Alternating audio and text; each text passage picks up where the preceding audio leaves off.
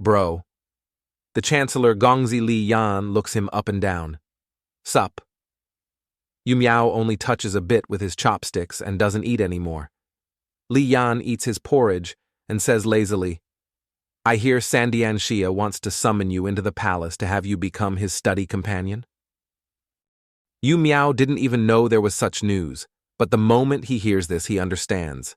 Sandian Xia refers to the little son of the current Emperor Zhaozhong, and Li Yan's father, Chancellor Li, as well as 4 out of the 6 ministries are all under the Taizi's faction. While this Sandian Xia had favor when he was younger, he is nevertheless not born from the principal wife, never mind not the eldest son, and so he holds neither power nor influence within the palace. Nonetheless, Yu Miao doesn't rush to answer, and only laughs, really, it's probably just a jokey. Who knows? Maybe the imperial court will send someone to pass the order in a few days, Li Yan says. I hear Sandiangsha is active and loves to play. You remember during this year's Shangyuan festival, when his bros went out to frolic at the lantern markets? Yu Miao nods hesitantly. He vaguely recalls those lantern-lit streets of Yuanxiao, but it had been a sea of people, all elbows pressing elbows, who knew who was who in that mess. Li Yan then adds, apparently, in the lantern markets, with just one glance you caught his eye, and he told the prince's teacher to summon you into the palace. Yu Miao looked sophisticated and refined, his dress extravagant, his brows long and delicate, his eyes bright, his temper gentle, and with an affluent background, all the degenerate nobles loved to hang out with him, pulling him in for a smooch every so often, so it isn't anything extraordinary that Sandian Xia should be interested in him. Oh, Yu Miao responds. Then what kind of character is this Sandian Xia? Li Yan appears unwilling now and replies coolly, What do you care what kind of character he is? Let me ask you, are you going or not?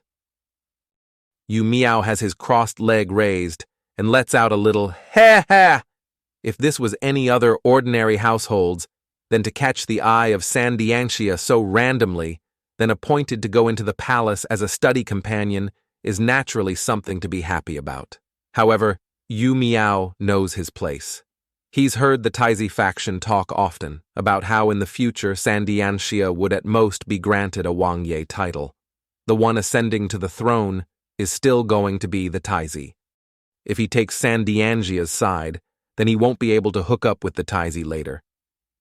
The reason his father sent him here to study in the capital is so he can pay for a government official position or land a title from the imperial court, so something that'd ruin his own future is definitely not on the agenda, and he can only disappoint Sandian Xia's favor. Yu Miao smiles. It's your call. Don't I always listen to you? Only then does Li Yan lighten up a little. If you follow him, then us bros will have to split, so you better think it through.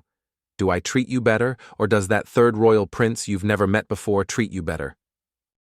Yu Miao laughs and immediately answers, Of course it's you. What kind of bros are we? You don't need to say any more. After breakfast, a few more Gongzi chums came, all of them looking like they're barely awake. Li Yan brings with him a landscape painting he bought with 40 silver and is showing it off to Yu Miao, but with just one look, Yu Miao knows it's fake. Che. Fake. And you can tell what's authentic and what's fake, can you? Li Yan says. An authentic is hanging in my dad's room as we speak. Look at here, the seal here.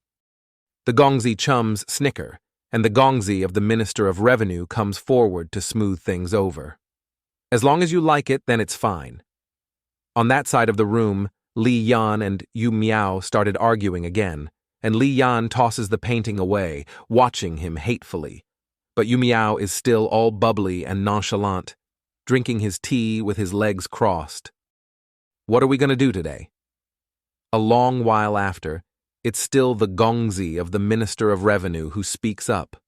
This individual is ranked second at home, so the Taizi's faction all calls him Ping-er. The degenerate nobles also know to flatter the superior and bully the lesser, to fawn upon the rich and powerful. Of course, The Chancellor's Gongzi's boot must be licked, but the salt merchant's eldest son is implicitly higher in rank. While he doesn't have any titles in the capital, he wins in money.